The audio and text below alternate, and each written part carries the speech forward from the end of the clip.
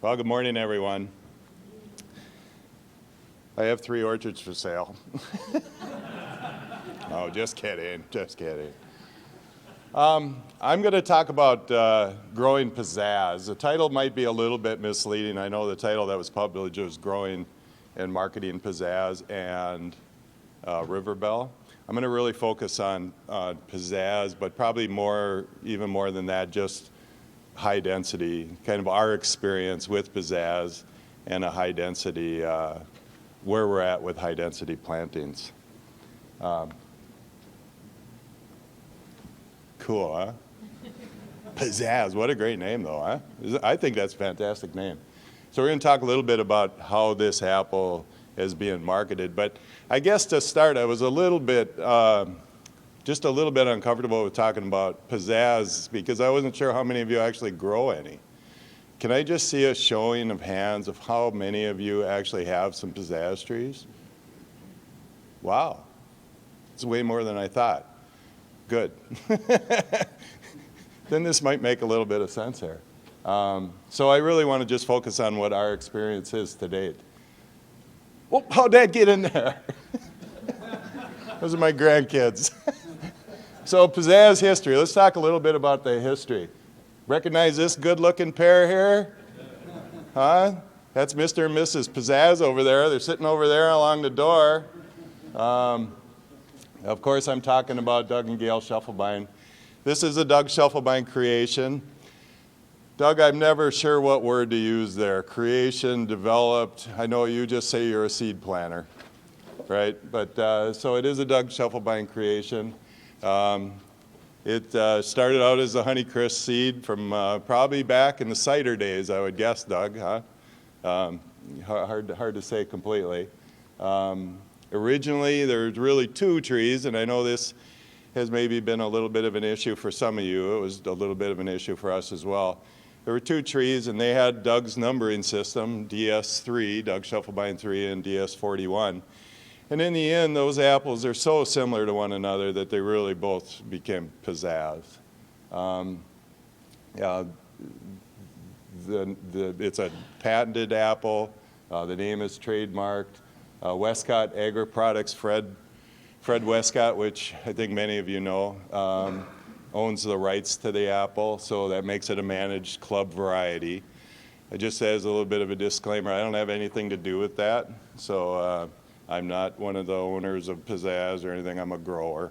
So all those questions relative to trees and contracts and all that stuff, I don't have anything to do with that. I just have my own. You guys have your own. And you really got to deal with Fred about that stuff. The first round of planting is complete. Those trees are spoken for. They're either in the ground or you're planning on planting them in the next couple of years. But the first round is done. Second round, whether there will be a second round of planting is really dependent on how well the first round does. So success is kind of the key there on whether or not there will be more trees. There are 4 growing regions, pretty equally split. New York has about 10 growers. Nova Scotia up there, is it pronounced Van Meeken? Up in Nova Scotia in that group of growers.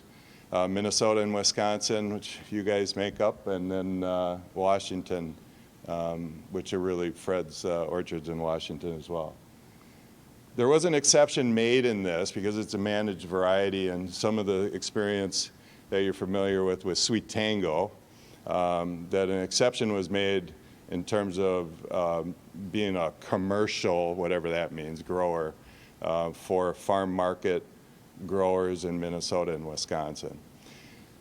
I'm not sure, I don't necessarily fit into that category, so I'm not exactly sure what the rules are around that, but I think the main thing was that there was a minimum quantity of trees, like I think it was 200 trees, and then you could only sell them in your own farm market. Okay, so that's the history on pizzazz. The apple itself, it's a good-looking apple. There's no doubt about it. I don't know if How many of you have had a chance to try them? It's a good-looking red apple. It's crisp. It got the same kind of crispiness as Honeycrisp, of course. It's harvested in mid-October, which for many of us may be a bit of an issue, right? And whether or not we can get this in time. Commercially, by that I mean grocery stores, going into grocery stores in mid-January. So just this past week, it started to show up in grocery stores. Some of the picking advice, it's a little bit different. The apple's being picked in October to be sold in January. So it's picked, it's got a little bit higher starch content in when it's initially picked, and then over time the starches convert and mellows out, and by January you have a pretty sweet, good mix of sweet, tart, nice acid mix by January. So that creates a little bit of a challenge for picking it right in October and selling it in your store right in October. So these are kind of initial. I know you don't all do every one of these when you go out to pick apples. The old bite into it and see what it tastes like method still works best for me. But that doesn't necessarily apply to this one. So if you're picking because you're a grower that's either packing them for grocery stores or sending them to Westcott, that's one thing. We're going to pick them early. We're going to pick them when they have good color, when they fall into this category, smart fresh them, send them to Westcott, and then get packed in January. For us, the ones that we sell in our own stores, as well as maybe it applies to you, you're going to leave them hang there for as long as you can to get the sugars up as high as you can before you pick them, and then try to sell them in your store. They're very, very popular. The feedback that we've gotten the last few years selling them in our stores has really been fantastic. Don't let them freeze. I'm a little bit hesitant on this. One of the issues that we're going to talk about a little bit later is scalding, and really trying to zero. It's a bit of a work in progress to really define the protocols for harvest and for storage to really minimize freezing. We're not quite there yet, but right now my recommendation based on our experience of growing would be don't let them freeze. If it looks like they're going to freeze, get them off trees. Would be my recommendation. Use the Honeycrisp storage protocol, 50 to 60 degrees for 7 to 10 days.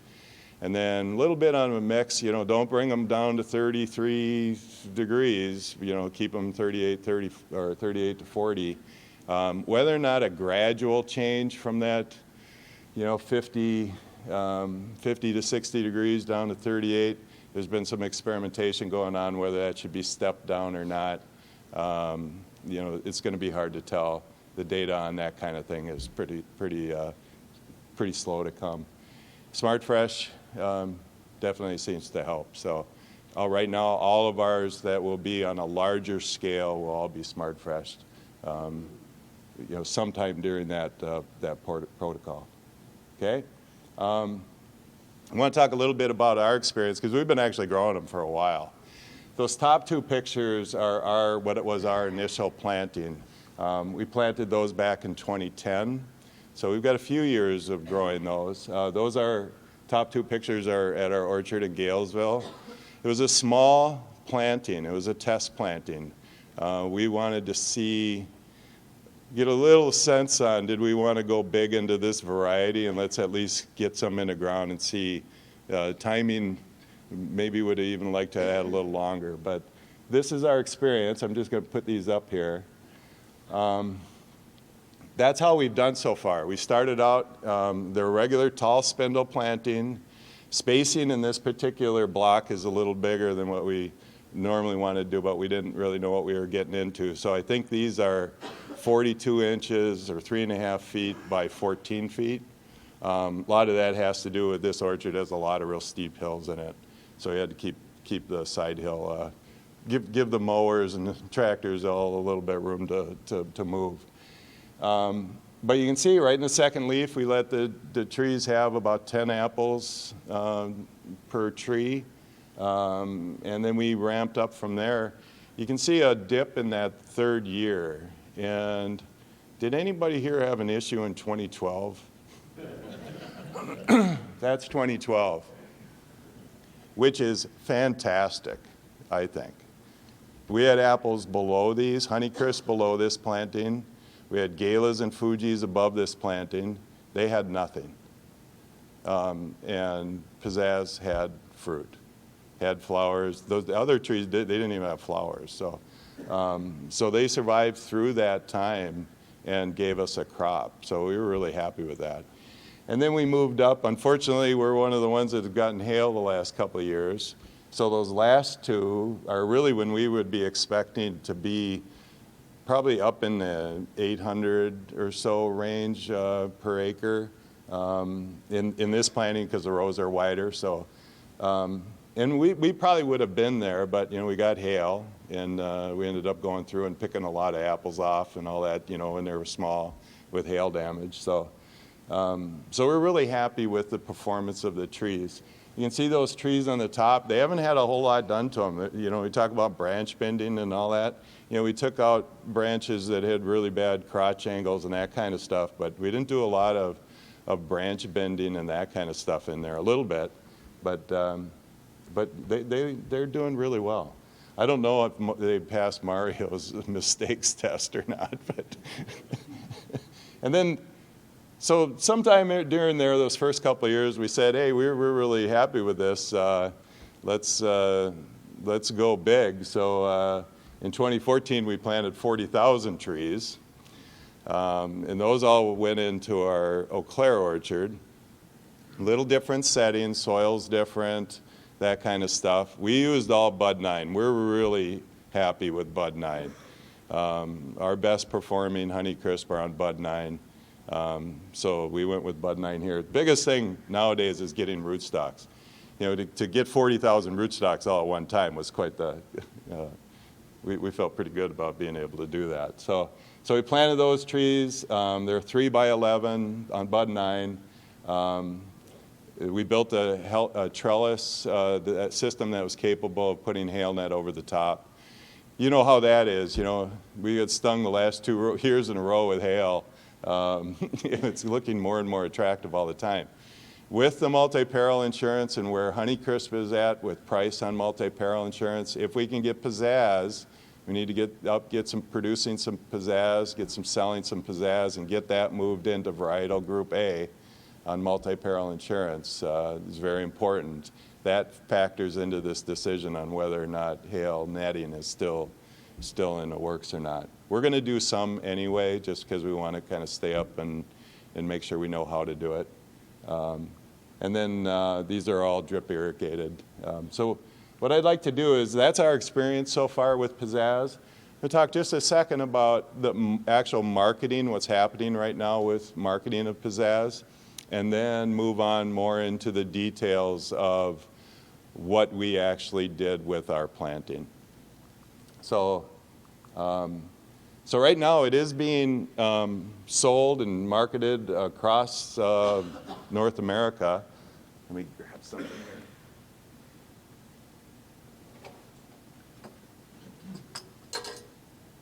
here. These are the types of, they call them tools. I don't have all that marketing-y speak, that when you talk to Fred and Don Roper and those guys. But these are the kinds of materials that are being given to the grocery stores to help with marketing of Pizzazz. I don't know how many of you have seen a Pizzazz box. We went through all that to get the boxes, and I forgot to bring a box. But you can see the boxes, those red boxes. I mean, what a display. If you go into a packing house and you look at all the different boxes, cases of apples, they all kind of disappear. But boy, when one of those red Pizzazz boxes in there, it really sticks out.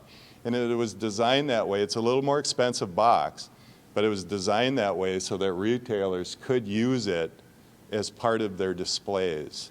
So right now, there's quite the media blitz going on across North America. It's being showcased in, I think it's about 300 stores. There's somewhat of a limited quantity, but it's really enough to get things rolling and start creating a little bit of a buzz and some demand for pizzazz. These are just 4. They sent me just picture after picture of store displays across the country. And I just picked out these 4. But that's the kind of display that you might be seeing in the stores. There's a little bit of, on a regional standpoint, some exclusiveness on a regional standpoint. You know, the display materials that I'm showing here are Kroger's. And, you know, Kroger's is huge. I think Kroger's is I'm probably going to get these numbers wrong, like 2nd or 3rd largest retailer in the world behind Walmart. You know, $108 billion of sales or something like that. But I'm sure they probably have some kind of exclusive in their regions. But Publix, Loblaw is up in Canada. And they make for pretty nice displays. So that's how it's being marketed. I'm not a marketing guy. There's all sorts of little materials and cooking cards and all that to try to help produce managers create a buzz. So I want to talk more specifically on what we've actually done. We've had questions. I know we've hosted field days and those kind of things, but we never really get into some of the things and how we've done it. So definitely not saying this, well, maybe I'm saying this is the right way. I was joking about that yesterday, but this is just what we've done. There's a lot of different ways to do it. So we started out the year before we planted on getting our sites ready. The Eau Claire orchard's a lot flatter than the Galesville orchard, which is really nice to work in. So we were able to do some things in Eau Claire that we can't necessarily do down in Galesville. But we spent a lot of time, especially Andy and Mark, spent a lot of time just getting the sites ready. We had some windbreaks that were kind of in the wrong place. Can't really move them, so we took them out. A lot of excavator and dozer work, just getting things positioned where we want, you know, how you only got one shot at doing that kind of stuff before you get the trees in the ground. We opened up some of the big windbreaks, you can see along the side there, just to make sure we had some good cold air drainage paths and that kind of stuff. So then Mark and Andy spent quite a bit of time just laying out the blocks. And I'm not talking about laying out individual rows, but just the overall orientation of where the blocks were going to go, because this is a lot of trees. They did all the soil tests the year before. We did do quite a bit of soil amendments, which was kind of a challenge. You know, it's like I'm not really very versed in that kind of stuff, and seeking a lot of advice from a lot of different people, and you know how that is. You know, if I ask 10 different groups on what we should do, I got 10 very different answers. So I just threw them all in a hat and picked one, went with that. No, just kidding. No, we just kind of made our own decisions after we took all that input. And then we went ahead and got things all smoothed out and ready to go. The planting process itself, we just have a Phil Brown planter. We modified it a bit because we wanted to try to get the trees in the ground fast. So I know maybe for orchards in Michigan, New York, and Washington, planting 40,000 trees maybe is something they do every day, you know. But for us, you know, it was just like, you know, just a huge, huge thing.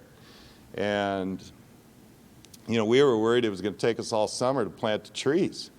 You know, I mean, we're not that far from the days when I used the shovel to put them in, or then went to a post hole, you know, auger, you know, and planted trees that way. So, you know, the thought of, you know, 500 trees was a big planting for us. You know, now we were going to put 40,000 in the ground. So we made some modifications to that planter, fairly simple ones, but the trees are only 3 feet apart, and if you're going to go fast and get them done, you know, the guy putting a tree in the ground can't be holding the tree all the way as it comes out through the packing wheels. So we added bigger platforms. We put 2 more people sitting on the planter to feed the person planting the trees. And then we put another seat over the packer wheels so that that person could take the pass or the hand off of the tree to hold it stable as it went through the packing wheels so that the planter could be onto the next tree. And it worked really well. And Mark made the modifications to the planter, and we ended up going a lot faster than we thought. And we ended up getting all of the trees in the ground in 5.5 days. And it took us 5.5 days because it rained one day, which was great. Could have waited one more day, but and one day we got 10,000 trees in the ground. That was our biggest day. So we were really happy with how that worked. There's some videos in here. Is there a way to play these? Not so much on this one. This one is a video too, but we did elect to, we had a lot of discussion about, this one doesn't really show that much, but we'll run it anyway. Oh, here, let's wait on this one. We won't, go ahead. Yeah, go ahead. We'll show it anyway. It's not very much here. No, it won't go? Okay. So that's how we got the trees planted. Oh, I was gonna comment on using row markers versus GPS. We were gonna go with GPS. We were all set because it really sounds really cool, and it looks like it would really work good, right? But after, our tractor isn't GPS capable. We have smaller tractors like most of us have. We're not row crop farmers, so we don't have that kind of tractor to use. And by the time we looked at buying, or not buying, but renting a GPS capable tractor just for our planting and doing all that kind of stuff, we thought, row markers, we've been successful using row markers for a long time. Lots of different kinds of plantings, and it was thousands of dollars to rent that tractor and do all that stuff. So we ended up going with row markers, and I'd say it worked really good.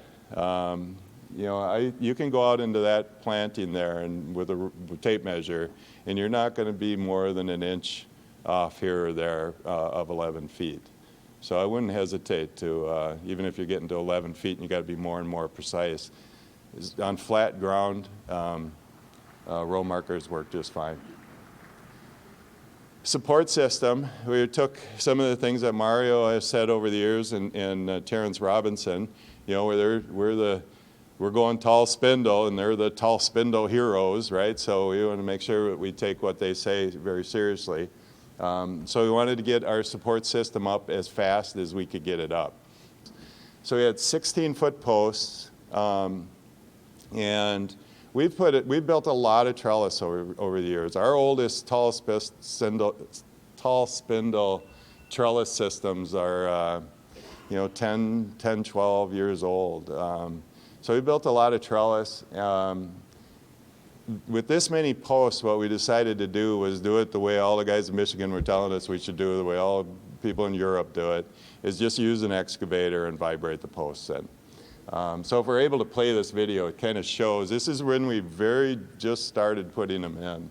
So what it is that's a fairly big excavator. The big minis are the biggest of the mid-size, like a Cat 308 or something like that, barely makes it up on top of a 16-foot post. And then when you put a vibrating plate compactor on top of that, you can make it. We went to a Cat dealer and actually tried it. And you can make it, you can put the blade down, tip the thing back, all that, and get up on top there. But you don't have much room for error there. So this Cat still fit down an 11-foot row, so we went with this. Just a plate compactor, we welded a ring on it. We just rented all this stuff, welded a ring on it, and started driving posts in the ground. It works really slick. There was a complicating factor here in that this ground is extremely rocky. If you get down 2.5 feet here, you've got a rock shelf like about that thick through the whole dome. It's like a dome in Eau Claire in the Chippewa River Valley, and you have to get through that. It doesn't seem to matter much for trees, but it does when you try to put posts in the ground.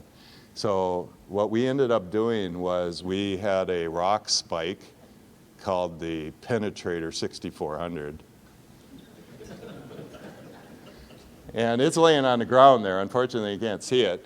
What we do is Mark's the guy in the excavator, Andy's the guy on the ground there. This is our trial run here. We drive that rock spike in the ground, break ourselves a path through the rocks, pull that out, and then put the post up and drive that into the ground.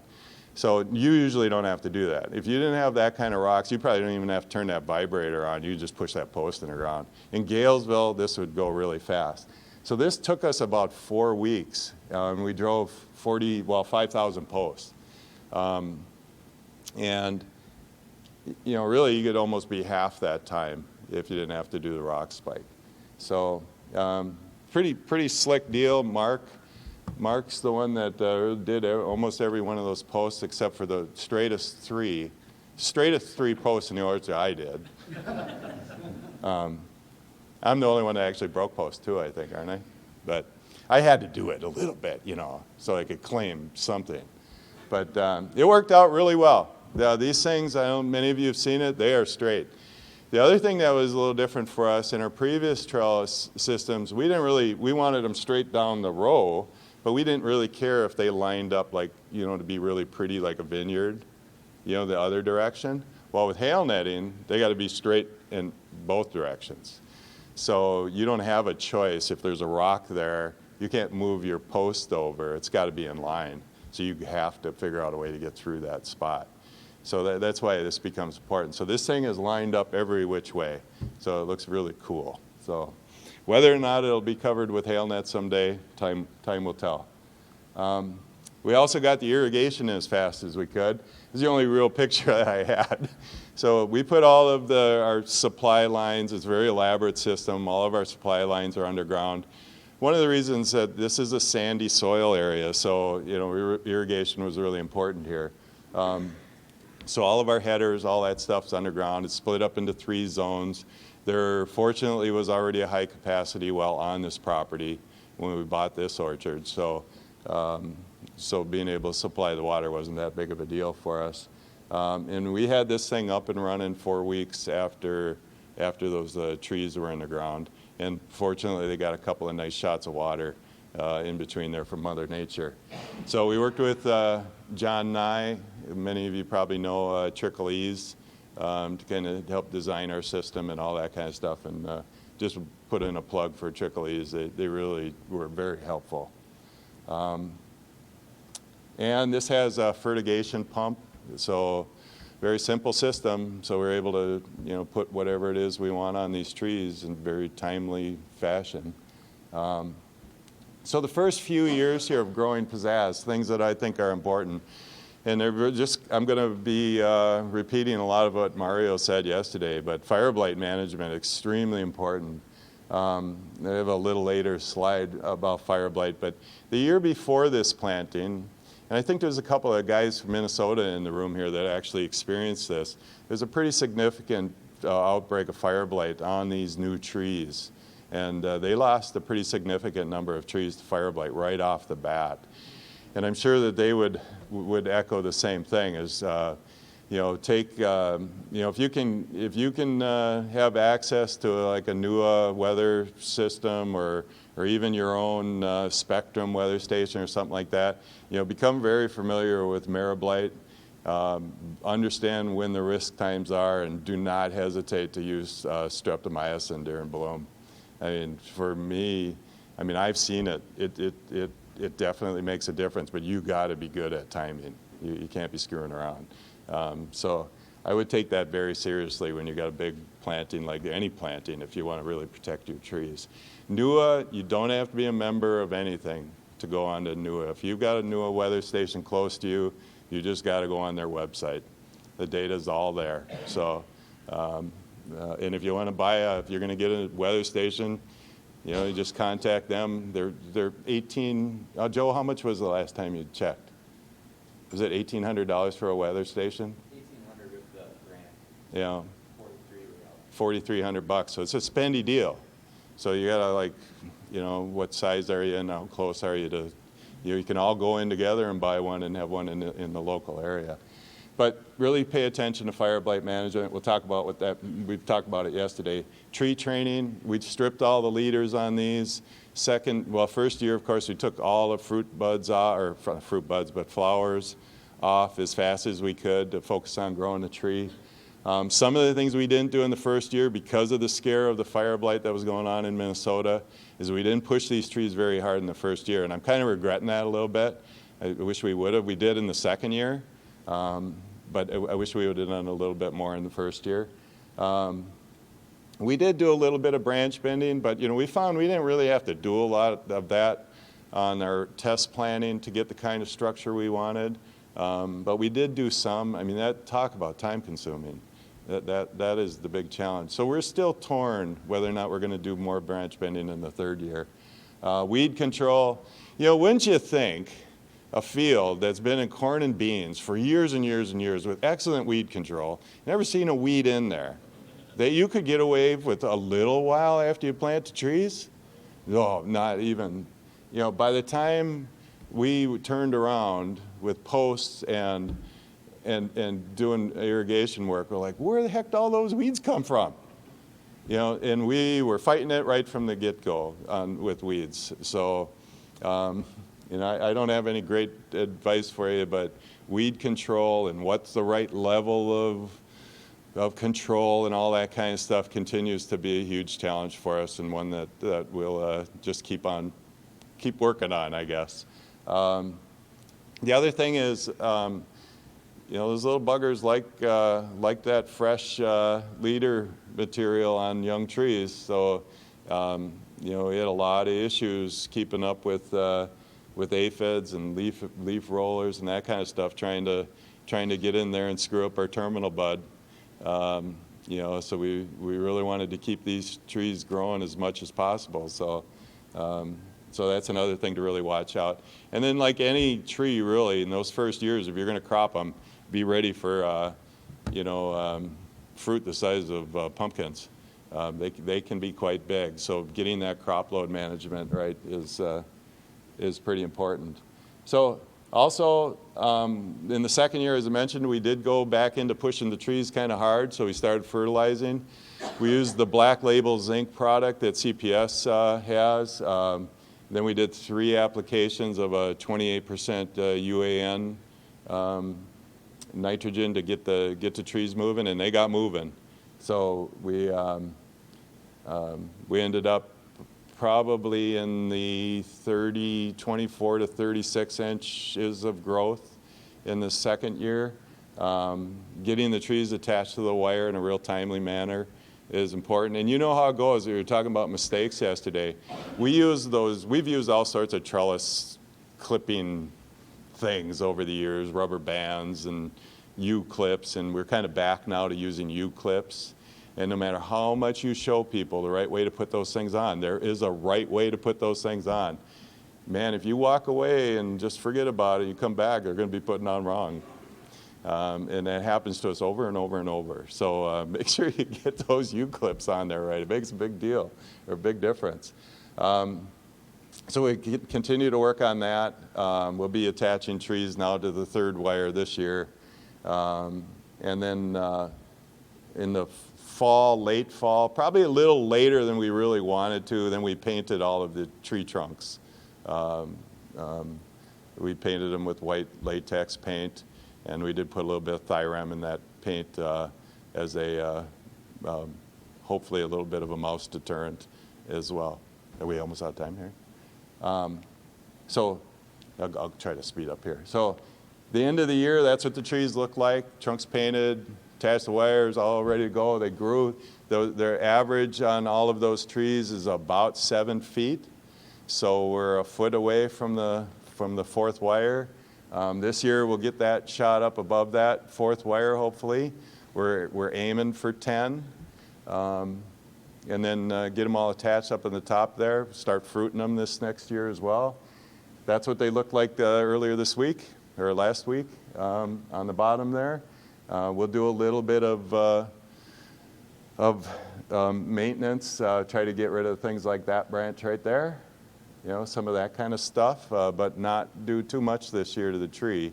Just let them go and try to take advantage of maybe getting a little fruit on some of these bigger branches this year. Get these things to start paying for themselves. Continue leader training. We're going to stop nitrogen.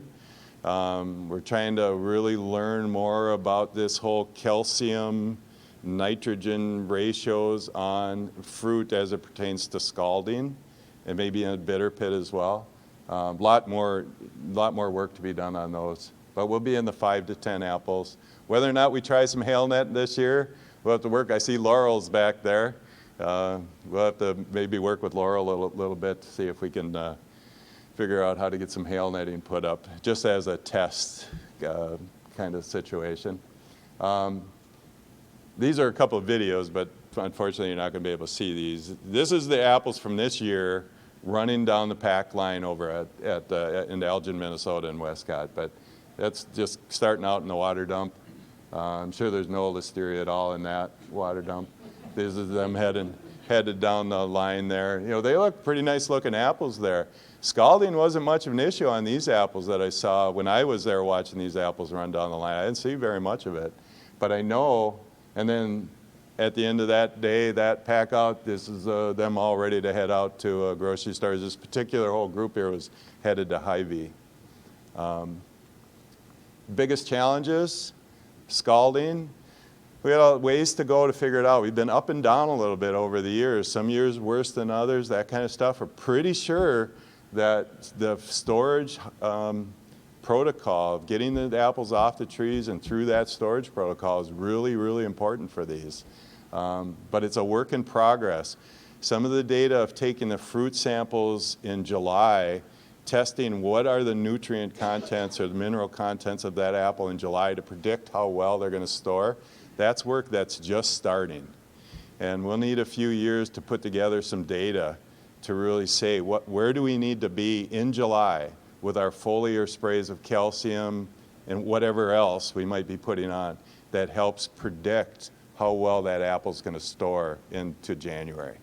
But those are all things that are work in progress as it relates to pizzazz. Fire blight, I think I maybe have talked enough about fire blight, but so far we've escaped. That right there is a Honeycrisp tree in one of our other plantings. I just needed a picture of fire blight.